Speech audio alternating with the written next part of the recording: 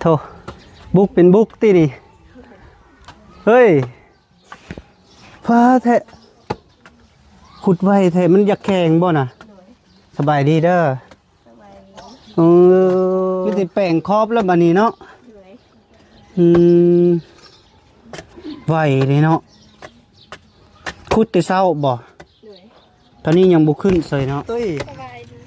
คนเวียดนามวะนี่ เอ้ยไม่ได้พักได้พรเลยเนาะไม่ได้กินข้าวยังไม่ได้กินข้าวยังไม่ทันกินข้าวบ่เดี๋ยวเราจะขึ้นกินข้าวว้าโตเพิ่นเอาอันมาปลูกพี่น้องเอ้ยคักเลยไปหาอีกบ่สิไปหาหน่อไม้อีกบ่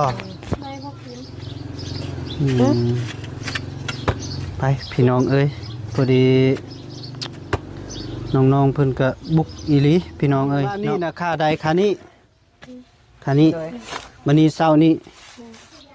ลงพี่โอ้ไหวเติบคันบุกแข่งก็สิแม่นเลิกกว่านี้แล้วเนาะแล้วเนาะ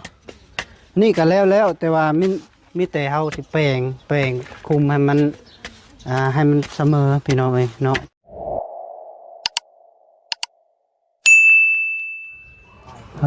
โถบุกเป็นบุกตีนี่เฮ้ยพาแทะขุดไว้แทะมันอยากแข่งบ่น่ะสบายดีเด้อเด้อมีแต่แป้งครอบแล้วบัดนี้เนาะไหวเลยเนาะขุดแต่เช้าบ่ตอนนี้ยังบุกขึ้นเลยเนาะเอารางวัลของแท้รางวัลของแท้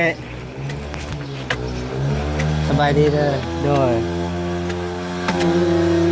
เอายังตักขึ้นนะผมมีกระซามบ่ขวดกระซามแล้วก็ซิดทิพมาพี่ใส่คุบ่ไปลงทำอันน่ะแป้งขอบคือน้องทรายจะแป้งก็โทษพี่น้องเนาะคนอื่นก็ขาบทักทายสบายดีและสวัสดีเด้อสวัสดีช่วงบรรยากาศบ่ายโมงกว่าพี่น้องเนาะพอดีคนเวียดนามวะนี่ เอ้ยไม่ได้พักได้พรเลยเนาะไม่ได้กินข้าวยังไม่ได้กินข้าวยังไม่ทันกินข้าวบ่เดี๋ยวเราจะขึ้นกินข้าวว้าโตเพิ่นเอาอันมาปลูกพี่น้องเอ้ยคักเลยฝนตกบ่กินนี่นะตกแห้งบ่แข็งเหรอวะ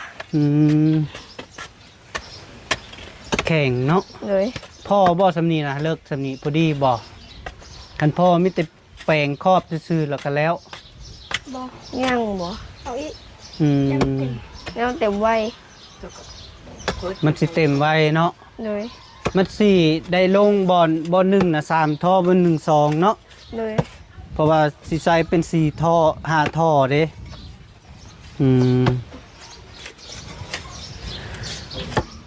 คิดว่ายังขุดยังบ่เลิกปานใดแล้วก็สิ จ้างคนต่อนะไปจ้างคนขุดลงคือแต่หน้าดินซื่อๆเนาะอ่อนเนาะบัดเลิกลงไปก็จะแข็งพี่น้องเป็นดินดากแข็งว่าจะเจ็บมืดเมื่อยบ่เมื่อยบ่ฮามเอากำลังเตนา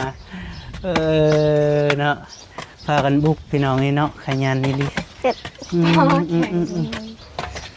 ได้บ่เพิ่นก็สลัดพี่น้องนี่เนาะเอาอันมามุ่งพี่น้องเอ้ยเอาผ้าบัดยังเป็นกินข้าวติมียังกินเที่ยงสิแกงหน่อไม้เลยจะกินแกงหน่อไม้ไปหาหน่อไม้ไปหาเจ้าเรา2 คนโอ้ไปเบิด2ไปเบิด2กับว่าไปเบิด2เลยอันนี้ไปหาเฮาพอดีเอาหาดิเจ้าหาดูโอ้จะเป็นคนถือกระตาเสพมีตัวบ่ได้ตบยุงตี ตกยุ่ง ยุงบ่ได้เห่าบ่ บ่มีฝนตกแต่บ่มี เอ้าฝนตกแล้วมันบ่ออกบ่ จากนั้นมันบ่กัดเอา มันบ่กัดอืม แข็งอันนี้นะ ถ้าว่าโทรถามว่าฝนบ่ตกบ่บ่ เอามันก็บ่ได้ตกเองมีไหน ลงเห็นก็ยังตกอยู่ได้เดี๋ยวนี้นะ ตกอยู่บ่ แม่นแดดบ่ ฝนตก บ่มีฮอดแดดเลยอยู่โรงเรียนนะคือมาครึ เขา ม ก็ คัก เดี๋ยว อ นี้ ยู่ เขาไปตอนเขาไปละไม้ เปียกหมด ไปหาหน่อไม้ได้2นอนี่ตกเลยคนเลย โดยอืมไปหาอีกบ่สิไปหาหน่อไม้อีกบ่ ได้พวกกิน อืมไปพี่น้องเอ้ยพอดีน้องๆเพิ่นก็บุกอีหลีพี่น้องเอ้ยเนาะเนาะเอาบ่แนวมาแกะจะกินหยังเป๊ปซี่บ่ ยังจะกิน กินหยังก็ได้ ฮะ กินยังก็ได้ กินหยังก็ได้ เลย กินบ่ขี้กระเดือน ฮะ แน่เห็นบ่อ้าว กินหยังก็ได้ เดินมาเยอะ เหล้าได้ล่ะกินบ่ บ่ น่ะใช่ว่ากินได้เบิด ยันมัง ย่านเมา โอ้ยันเมายาน คำ เอาบุกิน เจ้าบ่กิน เลย ไผละสิกินนำ ไม่นี่เขาก็บุกินยาน ญาติ บริยานเขา เออ ยันโลกหมุน เอาบัดตอนสงกรานต์นี่ซะคือพากันกินซะ เอา เอาตัวต้องการแล้วย่อมแล้ว โอ้ตู้บ่ดังก็พากันเปิด อ๋อตี อืม อ๋อ จะเย็นๆได้พ่อบ้านได้อยู่น่ะ เห็นบ่พ่อบ้านมัน เลย คือนั่งเบิ่งได้น้ำเนาะ เห็นแต่บริยาน เห็นแต่บริยานผู้บ้านน้อยเนาะพี่ติแปลงครอบหะแหละแปลงครอบแล้วก็แล้ว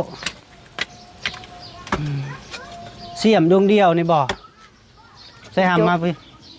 มาดูอีก ว้ อ่ะ าย ย่า ไว้เอาเห็นอยู่บ่ต้องยาน บ่ต้องยานไปสิขุดซอยเอ้ยสบายดีเด้อพ่อแม่พี่น้องมาสุขสุขคนมาเจอกับน้องๆอีกแล้วดามมันอยากนี่ เลยจีนลุง มันเพียง ว่าในไอบี้ ไอ้บี้บ่ เลย โอ้กามใหญ่ได้ไอ้บีจ้ะเนาะเห็นอยู่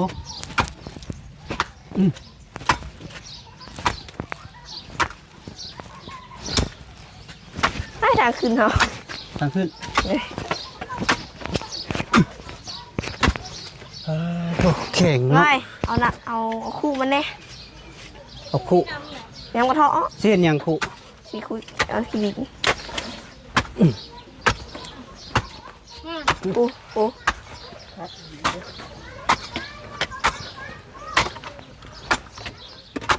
แข็งอีหลีเนาะ เลย 3 บาทเมื่อย เองคอ เพียงคอ ในใจก่อยนะมีแต่อยากให้ขั้นบ่ให้มันเต็มง่ายแล้วก็มีแต่เฮาก่อเลยเนาะ เอาเท ปิดเลย เลย เทนะปิด แต่ยานมันดินมันสิเจือนนะมันอาจบ่คัก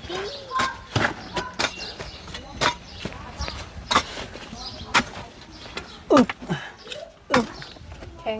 แข็งเนาะ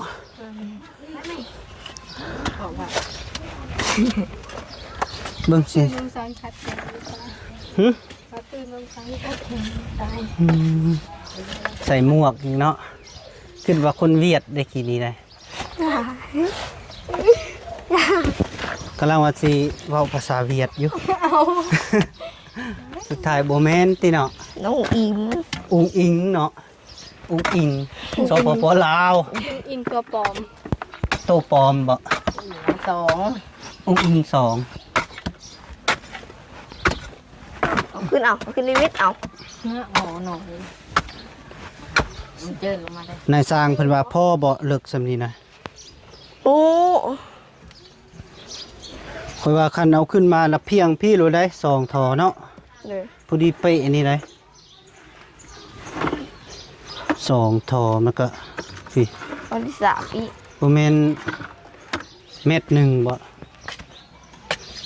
บ่ฮอดเนาะ เลย เอาส่วนพระสิยกไผกามใหญ่ ฟ้า ฟ้า ไผกามใหญ่น้องฟ้าเนาะ แมน น้องแมน กาม บ่มีกามเอาไปใส่เบิดกามเจ้า เห็นมีแต่ซีนกับไขมัน มีติซินกับไขมันเออ ยังไม่อยากไป หนังในสมองมีบ่ มีคน สิเอาน้องแมนไปน้ำข่อยได้แค่น้อย ไปใช่ พาน้องแมนไปตัดผม อ๋อถึงจะไปใส่ มีแต่ว่ากะประมาณอยู่4 โมงหรือว่า3-4 โมงนั่นแหละเพิ่นสิเอาแห่ทรายมาส่ง เลย มีเลขมีบอกมาส่งพี่แหละ พี่อ้วน อ้าวอยู่ไสซะ จะส่งอยู่ดงหินบ่ล่ะมันก็สิได้อยู่ติบ่ พวกรถคันที่เข้ามาได้ ได้รถน้อยนะรถอันน่ะ ถ่าย รถ ลอยมา รถ ทำ ดี ขอ หั ง น ด้วยไปทอดมันจะเจือนลงมา มันสิถอยได้บ่ถอยเข้ามันพี่นะ มงแล้วเด้แม่เอาเขามาเลยดิ โอ้ให้โค้งทางพุ่นบ่ ว่าเขามาทางนี้ก็ได้ มาหอ แล้วก็นั่งโง่เขาบอกก็ได้ เข้าทางนี้ เลย บ่เข้ามาแต่พุ่นแล้วมาพี่เนาะ เล เดี๋ย ยว ปึ๊บ นั่งโง่มาเท่านี้ก็ได้ อืมบ่ยืมดินเรานี่ก็ก้อนก็ได้สิเป็นหยัง เลย ดินพี่น้องติ ดินลูกดินลูกทางลูกนี่ ดินหลวง ทางลูกนี่ บ่อันน่ะดินไผนี่นะ อยู่ในนี้ แม่นี่ เลย ดินนี่ที่เพิ่นอยากขายนะ ว้าว อ้าวก็เดียวว่าเพิ่นอยากขาย ดินตอนใดล่ะเพิ่นอยากขาย งูเลยเอาหูจับ บอกนี่สิ ดีนั่งบุเขาว ส่วนอันหนึงดิซะไปใส่ อันหนึ่งหนูเห็น เบิ่งมันสิฮอดเกิดชาติหน้าสิสูงกว่านี้อีกพอดีต่อแขนยาวๆแล้วก็ซิดออกเนาะ จำนี้ก็ได้ เมื่อยบ่ เฮ้ยบอสเรา ว่านนี่นะค่าใดค่านี้ค่านี้วันนี้เช้านี้ลงพี่โอ้ไหวเติบคันบ่แข็งก็สิแม่นเลิกกว่านี้แล้วเนาะแล้วเนาะนี่ก็แล้วแต่ว่ามีแต่เฮาสิแปลงคุมให้มันให้มันเสมอพี่น้องเอ้ยเนาะเพราะว่าเฮาสิเอาท่อลงเด้ใส่คันซั่นล่ะสิเอาข้างนี้บ่3 ท่อหรือสิเอาข้างนี้ข้างนี้แล้วสิขุดลงอีก ข้า ข้าง ง นั้ นี้ นเอาดินมันแข็ง เอาข้างนี้บ่ ข้างนี้ดินมันแข็งเยอะ อืม อุ้ยเมื่อย เขาบ่เป็นหยังที่มันต่อขึ้นมาพี่แล้ว เลยเกิด ท่อ ไปเนี้ย เบื้องหนึง หนักเองคือรอหันดิสิเป็นเนี้ย มันตอขึ้นตรงไหนกันไปนี่ ของลาบแบบนี้เนาะเฮาบัดสิใส่เป็น2เด้ เลย คันซั่นล่ะเอาแต่4ก็พอเนาะคันนี้2คันนี้2ยันมันเต็มเด้คันที่ใส่ทางนี้3นะมันสูงบัดนี้ทางนี้มันเต็มก่อนยันมันเฮาใส่แล้วมันสิแตกคั่นนะท่อเบิ่งนี้นะ เลย แม่นบ่ เลย ให้มันสูงเสมอซะเนาะให้มันเต็มเสมอก็สิบ่เต็มดอกมีรถดูดสวบอยู่ โทรมาบอกแล้วมันดูดเอาบ่เต็มง่ายดอก เอาขึ้น ก็คือ นะอะไร ตีให้พร้อมดี นั้นเราก็ยังนั้น เฮ้ย ไปเนาะ ฮัลโหล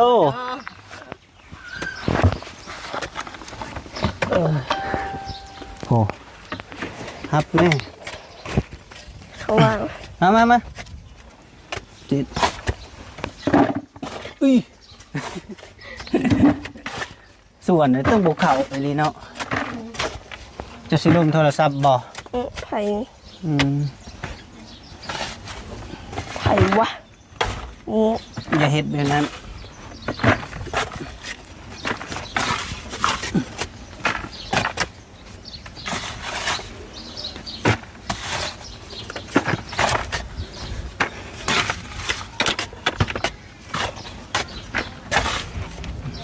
คือนางง่อยคักเถอะวะ ยก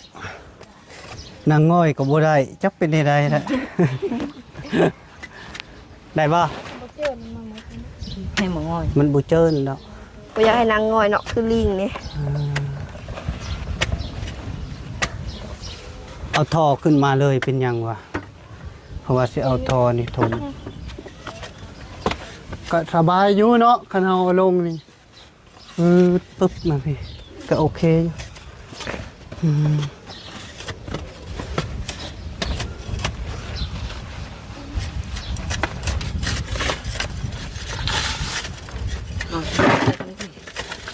น้องอูน้องอีนะเขาคุดนะเขามาแข่งยามเดือนสองบอกไปเห็ดตายตากระบาบตะพื้นดอกเอาน้ำมามัดก่อน เพื่อสิคุดลงได้สำนี่แหละ4-5 คนเขานะ4 คนนะอันนี้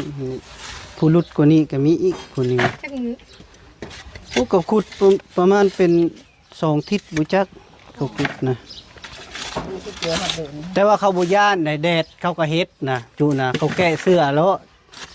แต่เขาก็บ่ได้อาบน้ำอีกใด เอานะฮ้อนสิตายเข้านะไว้มันหนาว อ๋อบ่อันนั้นยามหนาวดิ บ่แม่นยามหนาวใด เป็นสองบ่จัก เดี๋ยวนี้ก็จักเพิ่นอาบอยู่อาบบ่ได้อาบนะสุนลายนะอย่าคือคนอินเดียแหละทุกเพิ่นนะ เพิ่น แต่ว่าเป็นตาแพงได้ใส่อิหยังก็ได้เบิดเขาบ่ได้กี่คุยได้เรื่องใส่เวียกใส่งาน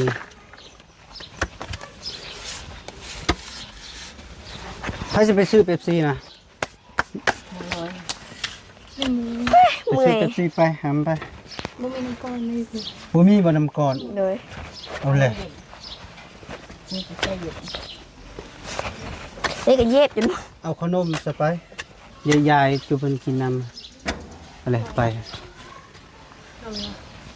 ขนมหยังก็ได้อ่ะไปนี่มา ตัดซี่ก่อนบ่ เป๊ปซี่บ่มีน้ำก่อนก็มันก็บ่แซ่บติเนาะอ่ะใบพันธุ์ไปใส่ โอ้น้ำปั่นก็มี น้ำปั่น เลย เอาคันมีน้ำปั่นก็มีน้ำก้อนแล้วอ่ะ บ่อยู่บนอาหาร หาเพื่อนเขาเฮ็ดเป็นเรื่องนะ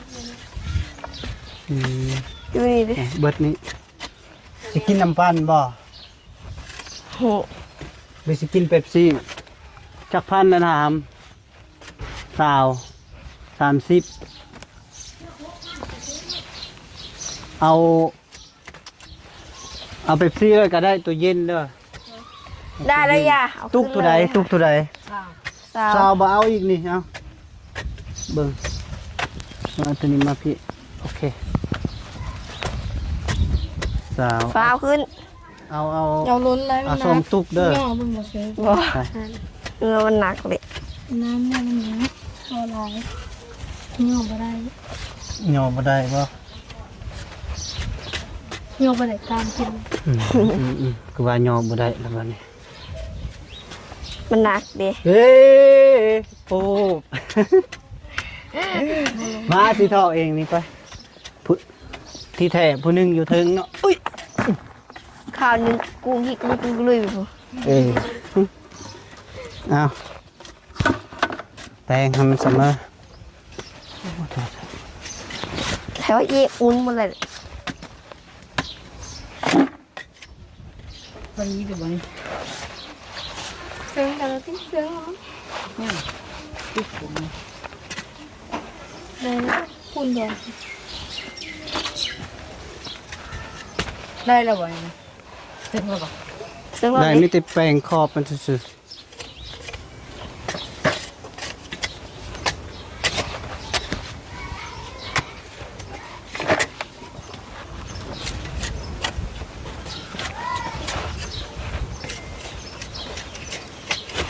อืม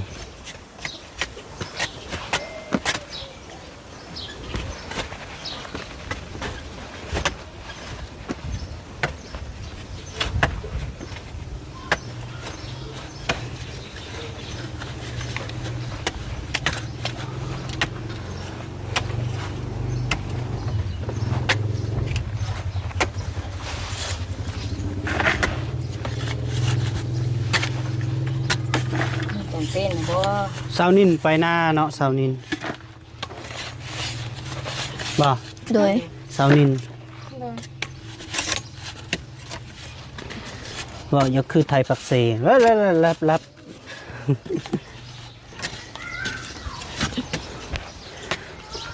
ไม่เท่าสิไปไสอ่ะเอ้าไม่เท่าตอนใดล่ะว่า เป็นไม่เท่าแล้วFC คอมเมนต์มาโอ้ยน้องนิ้นเว้าเก่งเว้าเป็นเว้าม่วนบ่ได้อายกองอีกก็แม่นี่เลยได้เหรอ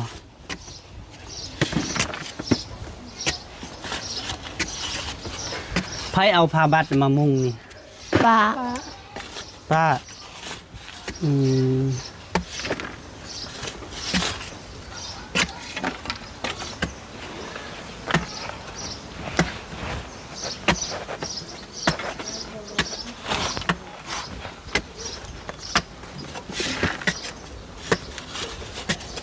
ไผแกงหน่อไม้ฮะต้มอยู่ยังมันแกงเด้อ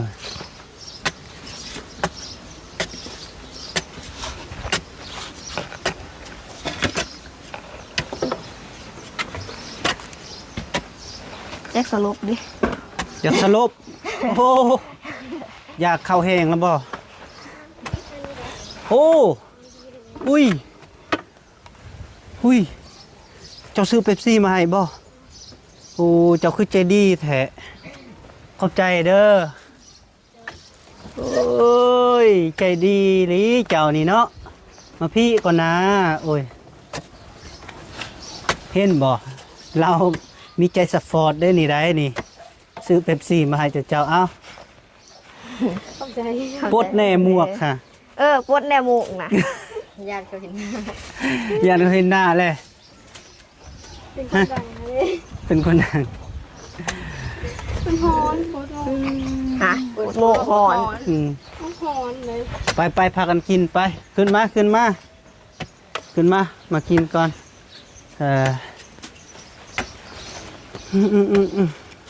น้องเอ้ย กูถือเนาะ โอ้ยประธานนี่ได้นี่นะ เอาแล่ ซื้อเป๊ปซี่มาให้กินอีก เป็นคือประธาน เอ้ยเอ้ย นั่นคือประธานบริษัท คือประธานบริษัทเนาะ เลย น้องแมนคือนุ่งชุดเก่าตลอดบ่มีเครื่องเปลี่ยนบ่ครับ มีสุดใหม่เราเป็น เออ มีสุดเก่า ลงเฮ็ดเวียกเนาะลงเฮ็ดเวียกต้องนุ่งชุดเก่ามาพี่น้องเอ้ยให้น้องๆเพิ่นโดยสบายดีเด้อ ไปพากันกินเด้อ เอาไหมคนเดียวก็พอ คนเดียวเราพอ เอาพี่น้องเอ้ยเนาะพอดีเบาแก้วมาเบิ่งกับน้องๆเพิ่นก็คุดรวดเร็วทันใจเลยพี่น้องเอ้ยเนาะพอดีมื้อที่สองถือว่าแล้วพี่น้องมีแต่แป้งครอบซื่อๆแป้งครอบแล้วก็มีแต่ว่ามื้อนี้ก็เพิ่นเอาเครื่องมาอยู่ก็แต่ว่าท่อน่ะเพิ่นยังบ่ทันเอามารถมันเต็มพี่น้องเอ้ยเนาะเอาขออยู่ดีมีแฮงสุขภาพแข็งแรงอย่าเจ็บอย่าจนอย่าขาดแต่ส่งมาร่ำรวยมาสุขสุขคนเด้อโดยบ๊ายบายเด้อ